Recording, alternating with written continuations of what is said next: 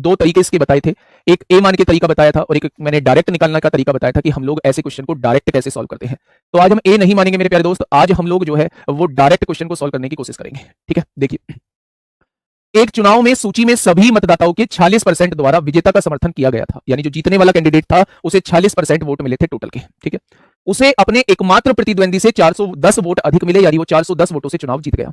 मतदाता सूची के 10% मतदाताओं ने वोट नहीं डाला। प्यारे दोस्त, अगर मैं टोटल वोट 100 मान लूं तो 10% लोगों ने मत नहीं डाला है, तो क्या 90 लोगों ने मत डाला है? तो आप कहेंगे बिल्कुल डाला है।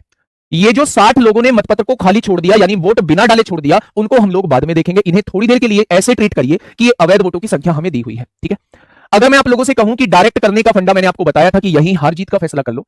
जीतने वाले को टोटल वोट का 46% मिला, टोटल वोट का 46% यानी 40 वोट मिल गए होंगे। अगर 90 में से 46 इसे मिल चुके हैं तो इसे कितने मिले होंगे? आपने कहा 44 मिले होंगे। मैं पूछूं कितनी वोटों से चुनाव जीत गया? आप कहेंगे 2 वोटों से चुनाव जीत गया। उसने कितने से जिताया है? 410 वोटों से चुनाव जिताया है। बस एक छोटा सा पॉइंट याद रखने के लिए मैंने आप लोगों से कहा था कि इस पॉइंट पे अवैध वोटों को घटा लेना, या जिन्होंने मतपत्र खाली छोड़ दिया है उनको घटा लेना।